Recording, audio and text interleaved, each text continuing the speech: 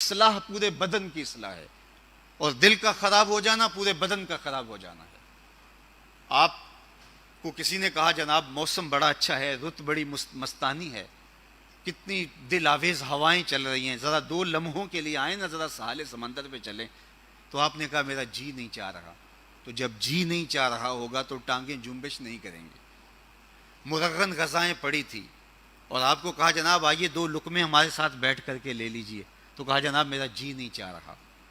کوسے قضا کی رنگینیاں اور دنک کی شوخیاں دل لبھا رہی تھی، کہا ذرا آؤ نظارے تو دیکھیں، کہا جی نہیں چاہ رہا۔ جی نہیں چاہے گا تو آنکھ نہیں اٹھے گی، جی نہیں چاہے گا تو ٹانگیں حرکت نہیں کریں گی، جی نہیں چاہے گا۔ لوگ سننے کے لیے بےتاب تھے اور سماعتیں بچھائے منتظر تھے، جناب گفتگو کیجئے۔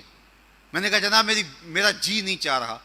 تو لوگوں کی طلب سننے کی اور لوگوں کی خواہش اور محبت کے باوجود جب جی نہیں چاہ رہا ہوگا تو زبان جنبش نہیں کرے گی، تو سارے اعضائے بدنیاں دل کے تابع ہیں، اور اگر دل شیطان کے ہتھے چڑھ گیا تو پھر جو شیطان چاہے گا وہ دل چاہے گا، جو دل چاہے گا اعضاء وہی کریں گے۔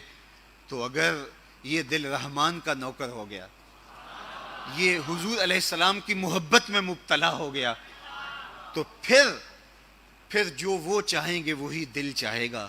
تو پھر لب کھلیں گے تو درود پڑھا جائے گا، آنکھ اٹھے گی تو گنبد خضرا کے نظارے سامنے ہوں گے، آپ چلیں گے تو راستے مسجد کے ہوں گے، آپ کا ہاتھ دکھی درد اور درد مندوں کے سر پہ آئے گا، یتاما مساکی اور جو ہے وہ کمزوروں کی اعانت کرتے ہوئے آپ میدان میں پائے جائیں گے، اس لیے کہ دل آپ کا رب کے تابع ہے۔ تو اس لیے اس دل کی اصلاح، رومی علیہ رحمہ بولے کہ دل بدست آور کہ حج اکبرست، از ہزاراں کعبہ یک دل بہترست، کعبہ بن گاہے خلیل اطہرست، دل گزر گاہے جلیل اکبرست۔ کہا دل کو قابو میں لے آ، 1000 کعبے سے